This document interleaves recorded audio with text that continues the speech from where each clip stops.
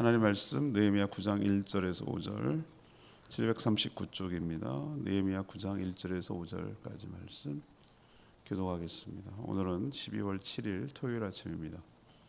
12월 7일 자본문 느헤미야 9장 1절에서 5절까지 말씀 교독하겠습니다. 그달 24날에 이스라엘 자손이 다 모여 금식하며 굵은 베옷을 입고 티끌을 무릅쓰며 모든 이방 사람들과 절교하고 서로 자기의 죄와 조상들의 허물을 자복하고 이날에 낮 4분의 1은 그 제자리에 서서 그들의 하나님 여호와의 율법책을 낭독하고 낮 4분의 1은 죄를 자복하며 그들의 하나님 여호와께 경배하는데 레위 사람 예수아와 바니와 감미엘과 스바냐와 분니와 세레바와 바니와 그나니는 단에 올라서서 큰 소리로 그들의 하나님 여호와께 부르짖고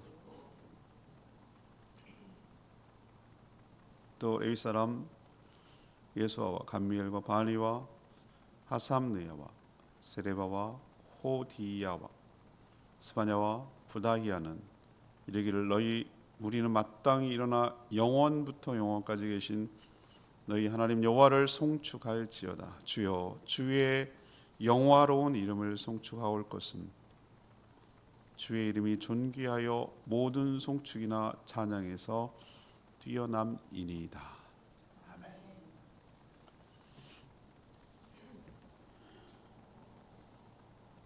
이번 주간에 7월 달에 이들의 달력입니다. 우리 양력으로 치면 10월 9월, 10월 이렇게 걸쳐 있을 쯤입니다. 이들의 달력은 7월에 우리가 생각할 때 1월이 시작인데 이들은 7월이 시작이에요.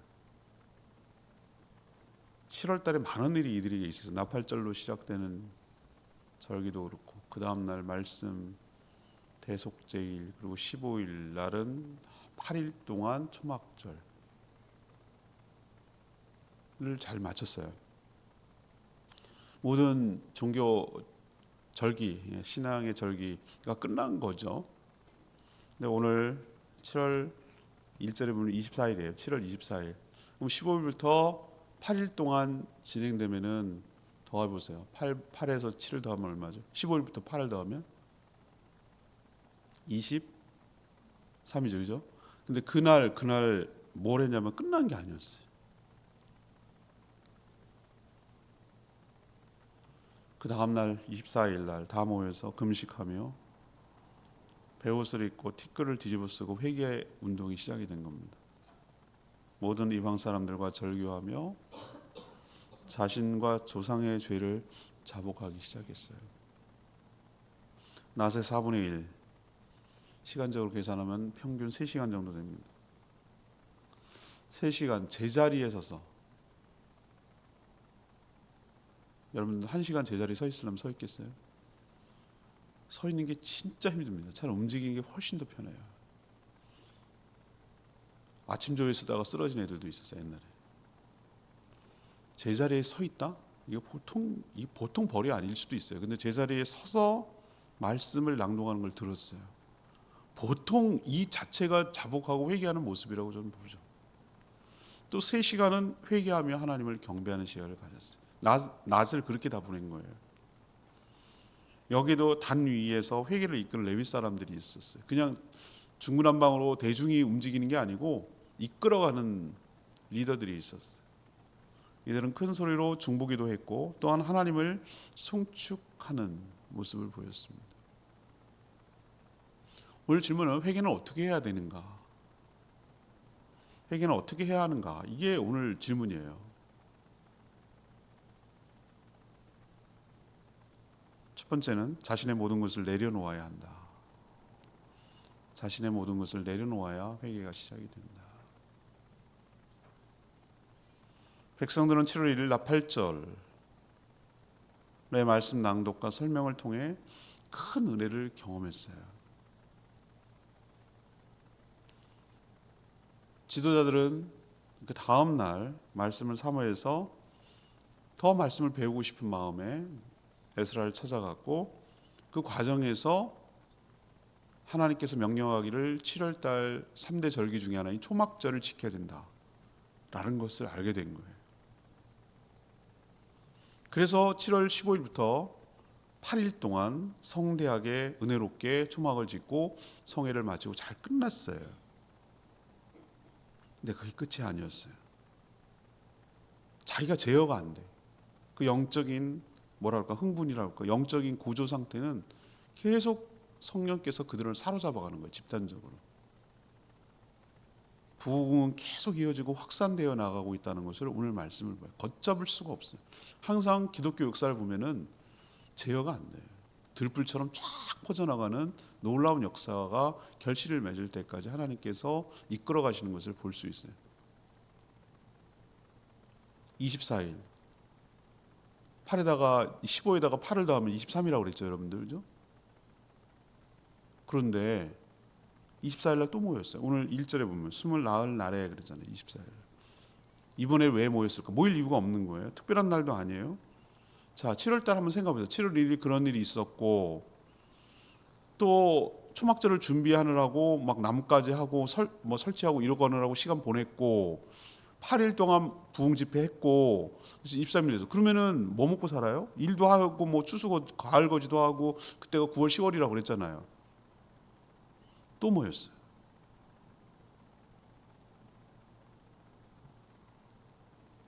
자기가 일상을 살아가는 것보다 더 중요한 일이 있다는 걸 깨닫게 된 거예요. 그게 뭐냐?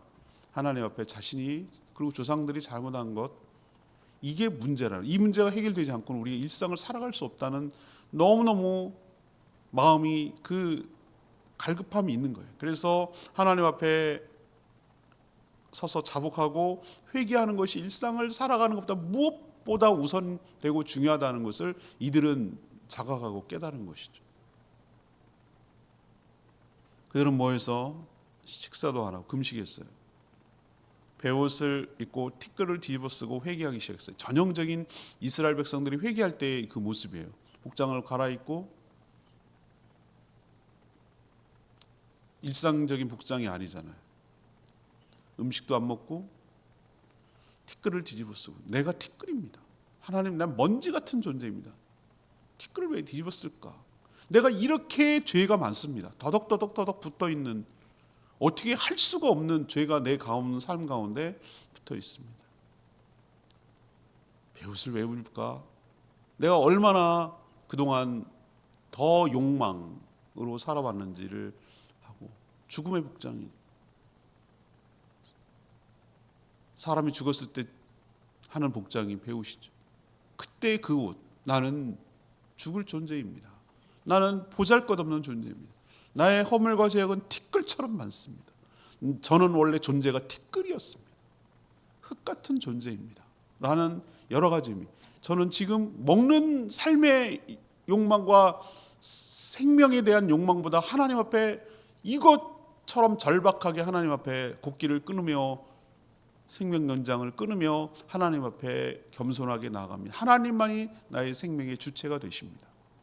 라는 의미가 이 회개하는 복장과 태도에서 드러나는 것이죠. 그리고 그동안 그렇게 세상 문화, 이방인들과 섞여 살고 도대체 구별된 사람인지 아닌지를 구별할 수 없을 정도로 살아온 이들의 삶을 이방인과 절교했다라는 표현을 쓰는 거예요. 깊은 관계 속에 살아온 것이죠. 모든 사람과 관계를 다 끊었다 뭐 이런 개념이 아니라 세상에 섞여 살던 관계와 문화를 끊어냈다 이런 표현이 맞는 것이죠. 그러면서 내용을 보면 자신의 죄와 그들의 조상들의 죄와 허물을 스스로 고백하기 시작했어요.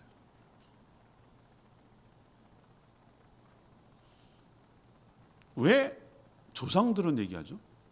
그리고 자기는 왜 또 얘기하죠? 이걸 동일시하는 거예요. 그걸 분리시키지 않았어요. 하나님 우리가 이렇게 정말 이방인로부터 포로로 끌려가고 이렇게 험한 꼴을 당하고 수치와 모욕을 당하고 이렇게 했던 것이 하나님 말씀을 따라 온전히 살지 못했기 때문에 이런 결과가 초래된 것입니다. 우리가 끊임없이 하나님을 반역하고 하나님 앞에 잘못 산 것에 대해서 하나님 회개합니다 라고 고백하고 나간 것이죠.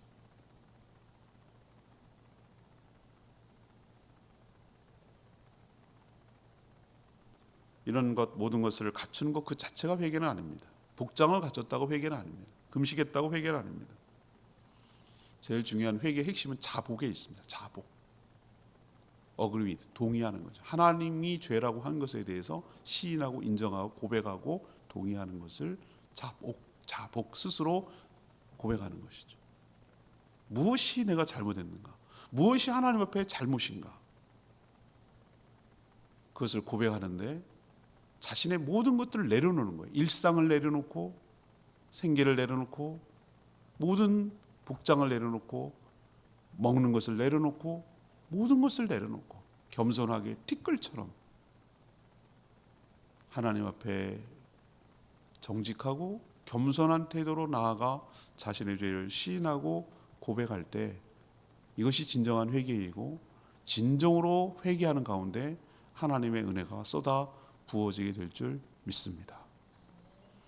요걸 이제 시작으로 다음 주에 어떻게 회개했을 때 어떤 축복이 오는지에 대해서 다음 주에 쭉 얘기를 하거든요.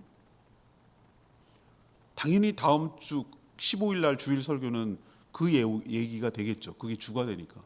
이번 주는 종교 개혁에 대한 이야기를 내일 하겠죠. 너무 중요한 테마니까. 그래서 요것이 시작점이에요. 그래서 다음 주에 어떻게 쭉 전개되는지 설명하게 될 것입니다. 자, 오늘 두 번째, 회개는 어떻게 해야 하는 것인가? 말씀에 근거해서 자복해야 된다. 말씀에 근거해서 자복해야 한다. 이것이 회개의 중요한 기준이에요. 백성들은 7월 24일에 모여 해가 뜬 낮의 4분의 1은 제자리에 서서 그들의 하나님 여호와의 율법책을 낭독하고 들었습니다. 4분의 1이 어느 정도일까? 우린 잘 개념이 안 오잖아요. 근데 학자들이 보면 해가 시작하는 게 뜬 게 이제 낮이라고 그들은 보고 해가 지는 것을 낮이라고 본다면 4분의 1토막, 이 12시간의 4분의 1토막이 어떻게 될까요? 4, 3, 12겠죠. 그죠? 그렇잖아요. 해가 뜨는 것을 꼭 뭐 해가 어떨 때는 하지, 동지 이런 게 따라서 좀 다르지만 12시간이 낮이라고 본다면 해가 시작 떠가지고 이렇게 되면은 12를 4등분하면 얼마겠어요? 3이죠. 3시간씩이잖아요. 3시간씩.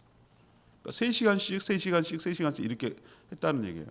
3시간 정도는 뭐예요? 율법책을 낭독하는 걸 들었어요. 이들은 회개부터 돌입하지 않았어요. 먼저 뭘 들었습니까? 말씀을 들었어요. 그것도 3시간 동안 제자리에 서서 들었어요. 이것이 저는 이 자체가 회개하는 태도라고 보는 거예요. 서서 하나님 말씀을 듣는 거예요. 그동안 그렇게 안 들었거든요. 가까이 하지 않았거든요. 하나님 말씀을 귀 기울이지 않았거든요. 집중해서 듣지 않았거든요. 다른 거에 더 많이 마음을 뺏기고 다른 것에 더 많이 들었거든요. 영화 보고 드라마 보고 뭐 하는 건 3시간이 뭐야? 10시간도 보거든요. 근데 3시간은커녕 1시간 30분도 말씀을 집중해서 들은 적이 없거든요. 이 자체가 회개 행위예요. 나는 서서 앉아가지고 편안하게 들을 자격도 없어. 하나님 앞에 온전히 경외하는 마음으로 서서 듣지 못했던 지난날을 잘못하고 이렇게 하는 것 자체가 회개예요. 말씀에 귀 기울이지 않은 것에 대한 회개를 하는 거예요. 왜 말씀부터 들었을까요? 회개하자면서요. 중요한 원리가 여기 나오는데 말씀에 근거해서 기도해야 하기 때문인 줄 믿습니다. 무조건 잘못했다고 말하는 게 회개가 아니에요. 그거 아니에요. 우리 어렸을 때 아이들 혼낼 때 보면은 애들마다 성격이 다 달라 보면은 인파이터가 있고 아웃파이터가 있는데 도망가다가 잡히면 더 맞거든요. 몇 대 더 맞더라도 빨리 인파이터 이거 안으로 파고들어야 돼. 그러면은 몇 대 등 스매싱 몇 대 맞고 더 못 때려요. 마음 약해져가지고. 그러면 빨리 끝나는데 깐죽거리다가 도망다니다 잡히면 그냥 비 오는 날 먼지 나도록 맞는 거예요. 근데 딱 걸리면 잡혔어요. 그러면 어떤 살려고 무조건 잘못했어요. 어머니 잘못했어요. 잘못했어요. 막 이런 애들 있어요. 그거 더 맞아. 그 뭐라고 묻느냐 항상. 뭘 잘못했는지 물어요. 뭐를 잘못했느냐. 이게 굉장히 중요한 회개 태도입니다. 무조건 잘못했다는 얘기는 잘못한 게 아니에요. 그냥 매를 안 맞기 위해서 회피하고 이것을 모면하기 위한 것이지. 특히 여자애들은 울어요. 막 울어요. 내가 울음에 너무 약해졌잖아. 그래서 내가 안 통해졌잖아. 냉정해지기로 했어요. 울음에 약해지면 안 돼. 그거는 자기를 모면하고 빠져나가기 위한 것이지. 그래서 회개 이퀄 울음 이퀄 회개가 아니라고 말씀드렸잖아요. 우는 게 회개가 아니에요. 정확하게 말하면 무엇이 자기가 잘못됐는지에 대해서 고백하는 게 회개예요. 그게 포인트, 핵심. 그러니까 그 죄가 슬프고 내가 하나님 앞에 너무 송구하고 이래서 뭐 감정적으로 울음도 이제 곁들여서 나오는 거지, 울음이 회개의 본질은 아니에요. 자, 그러면 잘 생각해 봅시다. 내가 뭘 잘못했는지, 뭐가 기준이 있어야 잘못한 거라는 거죠. 범법 행위를 했습니다. 그러면 법이 있어야 법을 어겼습니다가 나오는 거잖아요. 내가 하나님 말씀을 잘못 살았습니다라는 알려면 말씀을 알아야 뭘 잘못했는지 알 거 아니에요. 그렇죠? 그래서 회개에 자복하기 전에 뭐부터 합니까? 말씀부터 듣는 거예요. 뭐에 근거해서 잘못했다. 말씀에 비춰보니 무엇이 죄와 허물인지 깨닫고 구체적으로 내용으로 기도하려고 말씀부터 듣는 거예요. 그 다음에 역시 4분의 1, 3시간이죠. 자신과 자신의 조상들이 저지른 죄와 허물에 대해서 자복하고 회개한 거예요. 여러분들 잘 보면 알겠지만 왜 조상부터일까? 죄는 하루아침에 시작되지 않아요. 처음에 편의성에 따라서 좀 더 편하고 쉽고 그렇게 하려고, 욕망을 채우려는 포장을 하고 이렇게 하려고 시작하는 것이 점점 악습을 낳고 또아리를 틀고 더 포장하고 이런 식으로 해가지고 끊어내지 못하는 문화의 형태로 전승되고 내려와가지고 완전히 악의 모양으로 또아리를 잡는 거예요. 처음부터 그렇게 시작하는 게 아니에요. 그래서 켜켜이 내려온 악습들이 계속해서 내려와서 자손들까지 내려오는 거예요. 자기들 자손들은 왜 그렇게 하는지도 모르고 그냥 죄를 답습하고 똑같이 따라하는 거예요. 특히 제주도가 저는 그런 게 많이 봤어요. 처음엔 그런 의도가 아니에요. 이 사람은 순수해요. 뭔가 하나님을 모르니까 의지하고 싶어서 그렇게 시작한 거예요. 근데 그게 계속해서 전수하고 내려오고 또 내려오고 문화 형태로 내려와서 완전히 사단이 자리를 사로잡는 도구가 돼버렸어요. 문화가 돼버렸어요. 그런 식이에요.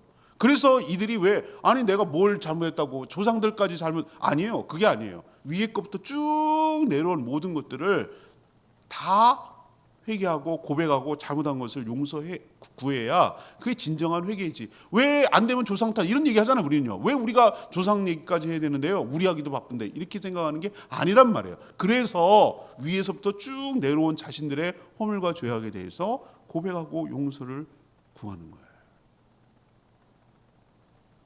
복장, 눈물, 아까 말했지만 회개의 본질이 아니에요. 무엇이 회개냐? 철저하게 말씀에 비춰본 내 모습을 하나님 앞에 잘못했음을 고백하고 자복하고 시인하고, 이것이 바로 회개 자복인 줄로 믿습니다. 이렇게 한 자에게 하나님은 은혜를 베풀어 주실 것입니다. 세 번째, 회개는 어떻게 하는가? 지금 디테일하게 지금 하고 있는데, 하나님께 찬양과 기도를 드려야 된다. 나 8절에 에스라가 율법을 낭독하며 13명의 레위 사람들이 백성들에게 해석하고 가르쳐서 깨닫도록 돕고 인도했습니다. 내일 이제 그 얘기를 언급할 건데요. 전 오늘 보니까 회개 운동 역시 그렇게 했다는 것을 오늘 말씀을 통해서 알아요. 이렇게 리더가, 종교 지도자들이 중요하다는 거예요. 집단적인 회개 운동을 이끄는 사람들이 여기 누구였습니까? 레위 사람들이었어요. 근데 이 사람들 보면은 에스라가 했을 때 해석해줬던 사람들이 또 이끌어가고 있는 거예요. 이들은 단 위에 올라갔습니다. 단 위에 올라가야 잘 보이고 소리가 잘 전파되니까 한 사람이 하지 않고 집단적으로 갔어요.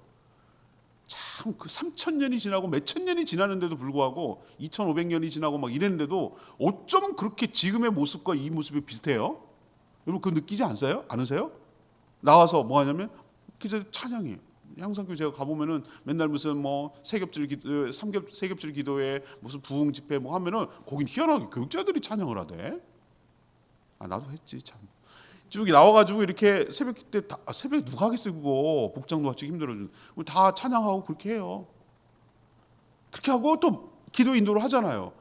분명히 말씀만 있는 줄 알았더니 오늘 보니까 송축 하나님을 찬양하는 것도 하잖아요. 그 높임을 받으신 하나님, 말씀을 주신 하나님, 우리에게 은혜를 베풀어 주신 하나님이라고 하고, 또 기도를 이끌어갈 때 우리도 무슨 시위나 뭐 할 때 뭐 하자 그러면 하자 누가 할 건데 그 선창을 누가 해주는 사람이 있어야 될 거 아니에요. 그런 사람처럼 이 레위 사람들도 지금 뭐 하는 거예요? 올라가가지고 하나님 앞에 백성들이 회개 기도하는 걸 지금 돕고 이끌어주고 있어요. 이끌어주는 그룹이 있었어요.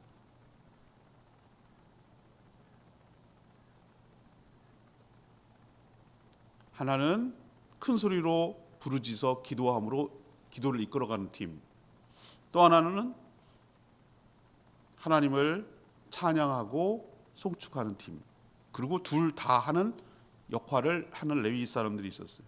우리로 치면 이게 뭐 하는 거죠 지금? 기도회를 인도하고 있는 거예요. 기도회를. 우리 다니엘 기도할 때 느낌이 오시죠? 가서 찬양하고 또 이끌고 뒤에서 또 찬양하고 또 기도 이끌고 또 찬양은 찬양대로 하고 기도는 기도를 이끌어가고 부르짖어 기도하고 기도 제목 내놓고 계속해서 기도를 이끌어가고, 회중들은 그 시간에 계속해서 붙들고 하나님 앞에 간절히 기도하고, 이거예요.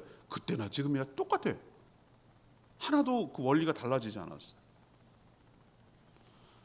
기도회라고 해서 계속 기도만 할 수는 없죠. 먼저 말씀이 주어지면 그것을 붙들고 기도해야 되죠. 그리고 하나님 앞에 또 찬양도 드리죠. 중간중간에. 하나님께서 회개하는 마음을 부어주셔서 우리도 어떨 때 마음이 동요하고 마음이 움직이냐면은 기도할 때도 기도하지만 찬양을 충분히 할 때, 찬양을 하나님 앞에 마음을 다해서 거기에 동의하고 들을 때 우리 마음이 희한하게 찬양할 때 마음이 뭉클뭉클해요. 왜냐하면 멜로디가 있는 것은 그 사람의 감정을 터치하기 때문에 음악이 그 주는 게 있어요. 그 찬양의 힘이 있어요. 그래서 그것을 통해서 우리가 충분히 기도하면 마음이 열리고 마음이 준비가 된 상태에서 말씀이 부어지고 그 말씀 붙들고 기도할 때 하나님께서 성령께서 역사하시고 은혜를 베풀어 주시고 우리의 허물과 죄악을 용서해 주시고,